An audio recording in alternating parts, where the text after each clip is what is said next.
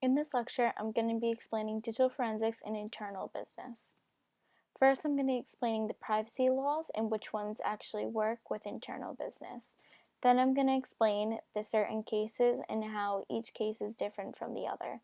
Then I'm going to explain positive and negatives of monitoring your employees. Then I'm going to explain the technology and software of monitoring your employees. In the corner is a picture of some of the monitoring that people will do on their employees. There's 4 snapshots of what the web pages they've actually looked at. First is privacy laws. In privacy laws, there is the Fourth Amendment. The Fourth Amendment helps law enforcement with search and seizure, and this requires a warrant. It actually is not used in internal business, and what we use is the ECPA, which is going to be next. The Electronic Communication Privacy Act, as known as ECPA, makes it illegal to intercept electronic communications via phone call or email. It also allows the viewing of stored electronic communication. So what this means is you cannot just go in and try to get someone's information through a phone call or email. You have to only see like the stored communication. The case that I decided to explain was the Stengart versus Loving Care case. This is an interesting case because the lawsuit actually worked and Stengart actually was granted in her favor. Normally it happens in the company's favor. So what happened was Stengart emailed her attorney on harassment issues in the workplace. She used a company laptop, so she thought even though she was using it, it was password protected. She ended up finding out that her password was being saved as a cache on a file in her computer. She filed a lawsuit against Loving Care and she ended up quitting her job. Loving Care actually hired an expert that was able to read the emails. The case was actually sent to the Supreme Court, which is a big deal because, as I said before, they ruled that the email was sent on a personal password protected account, which meant that Stengart had the right to her privacy and that the company had no right reading those emails. The next topic that I'm going to be talking about is how each case depends on the court. Certain judges will agree that the ECPA does not protect one from their emails on private accounts. So for example, the only privacy that you have is probably the bathroom in the company. So anything you do on a computer that either is owned by the company or you are just on company property, you can't do anything that isn't like allowed and it's against the rules. You have to obey by every single rule or you could possibly get a lawsuit or lose your job. Others will actually explain that once account is a private and the password is protected, that the company cannot look at the information. So this means as soon as you have like a Yahoo email that you use for personal use and you're just going on it quickly, the company cannot look at the information even if they do a desktop monitoring, which I will be explaining later in the lecture. The next topic that I'm going to be talking about is the positives of employee monitoring. What you can do is once your employees arrive to work, you can either have them just write their name on a piece of paper saying they clocked in at a certain time, or you can actually have a clock-in machine. And what the clock-in machine does is it monitors exactly when they get there and when they leave. So any time that they are supposed to be there and they're not there, you can penalize them for being away from their job if they get paid hourly. If they don't, then there's other ways to monitor your employees arriving on time. The second positive about monitoring is that you can block certain web pages. Most people will probably block Facebook, Pinterest, and sometimes YouTube. These are the 3 most known web pages as of now that people will use to get up to date on their friends, new things to do with their house, and just like music in general. The third positive of monitoring is that you can see if any employees are trying to steal confidential information or if they're leaking this information. And what this does is, as I mentioned in the previous slide, and what I'm going to be mentioning in the future is desktop monitoring, and what that does is it just looks at the whole desktop to see exactly what is being shown on that desktop. And in the first slide, there was the 4 snapshots of the desktop and it showed what they were looking at. Then it also can save you money and important files from being in the wrong hands because You do not want certain confidential information being leaked to anyone in the world. The next thing that I'm going to be explaining about is the negatives of employee monitoring. We discussed the positives of employee monitoring, and these are the complete opposites.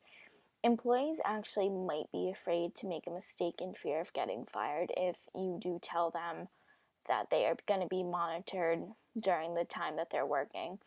Once an employee is actually hired, it is not required, but it should be done that you show them everything that's going to be happening in the monitoring policy, and just so they know that they're aware that it could possibly happen, but don't tell them that it's going to be every single second, because your workers might actually not be working to the full potential that they could be.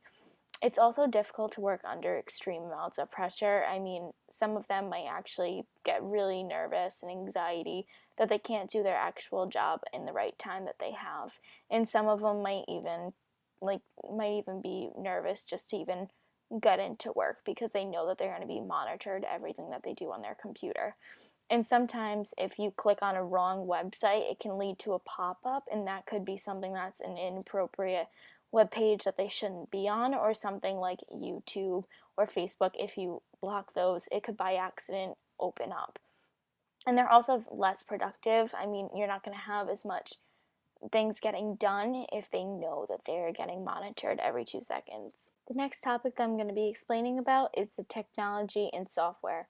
First, we're going to look at the technology about monitoring your employees. The first thing is access panels, and this is actually what I was explaining about how you can monitor when people clock in, and it can give them access to certain areas in the business, and then you can tell where your employees are at certain times and if they should be there or if they shouldn't.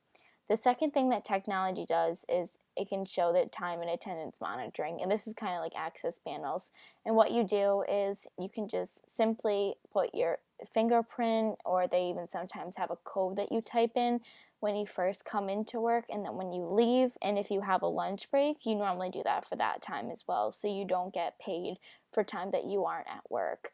And this is very important because it can just show if you're going to be losing money or if you're going to be gaining money, kind of on how your employees are with their attendance. The third is text message and email monitoring. I will get into more information about email monitoring in the future because these two are very important. Sometimes it depends on who the company is and how much of policy they have on monitoring, because text message, the only way you can really do that is if you have a company cell phone. It's in their privacy if they have their own cell phones, and you cannot go searching through their information on their personal property. And then the fourth is keystroke monitoring, and this is pretty much what has to do with desktop monitoring.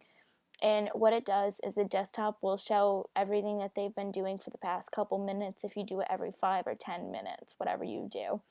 And then the keystroke will be able to get the passwords that they have used and anything that they have typed in on the desktop, because it does copy everything. The last two are social network monitoring and video surveillance. Video surveillance is more or less for companies that could possibly have anything stolen so that they can keep up with their employees and even just customers, making sure no one steals anything. And the social network monitoring has to do with the one about blocking certain web pages. And what this does is, say they're not supposed to be on YouTube and they find a loophole through through the program and they end up getting on YouTube. This social network monitoring could show that they've been on this website and it's been more than once, or even if it's just by accident click and they didn't mean to touch it, they could do that as well. As I explained in the previous slide, that access panels are used to let employees in certain areas of a business. It's good with monitoring hours if they are paid hourly. And as I said, if they aren't, there's other ways that you can monitor them as well. Most companies will have them clock in and out of work to just regulate the amount of money that's being paid to employees each week. So if they have a certain budget for each week, that they know that they can't go over that if they by accident work a certain amount of time. We also have desktop monitoring, which I explained a couple slides ago, and this can lead to finding out passwords. And passwords are only found by keystroke logging, and this is actually in violation of the ECPA, since it's intercepting any electric communication that is happening, and you are not able to look at anyone's private emails or anything that's private. It's the passwords you cannot be using. One of the cases that has to do with this is the Brahmana versus Lembo case, and the employer used keystroke to find out the password of the employee's personal email account. This also has to do with just not just ECPA, but it has to do with ethical issues. And this is a big topic because not only did they just violate the ECPA, they also just went into the personal email account. And Brahmana was actually harassed at work after his password was found out, and they were making fun of him about different things. The next topic I'm going to be explaining about is software. And what the software is, it does everything that the technology was explaining, but it's the certain type of software you have to pay for. And it's not free. You normally have to pay for the certain programs to be downloaded onto each computer that you want them to be on. For example, in class we used FTK Imager that is used during law enforcement. And it's due to companies being private that most will not use FTK Imager, and they will use Access Data. And also, as Access Data makes FTK Imager, so they both run about the same. What the software does is it scans the network and computers to make sure no one's sending out any confidential information. It also monitors employees even when they travel. So this means that you can go away to Africa and anything that you are using on that company laptop is being monitored even from back here. And what it also can do is prevent data from being copied onto a USB or removable media device, which is actually important because not only is it monitoring the desktop, but it's also monitoring if something is going to be put in to take away data. It lastly records web pages that have been viewed, and it blocks any inappropriate web pages, as I explained before, that it shows exactly what pages that they've been viewing, and say that Facebook is their most important web page and it's taking away from their time at work and they're not getting their work done, then what they'll do is they'll block that certain page. If you would like more information on what I've explained to you about digital forensics and internal business, you can click on the link I have right here from my webpage. Or as I'm going to show you now, I'm going to show you some of the webpage. And right here, there's the link again. And there's the categories on the left. You can click on the privacy laws that are related to the internal business. You can click on how each case is depending on the case and the court. You can click on the technology and software and positive and negatives of monitoring. And just gives you a little bit more information as to what I explained, and it gives you links that you can click on about more information on digital forensics and internal business.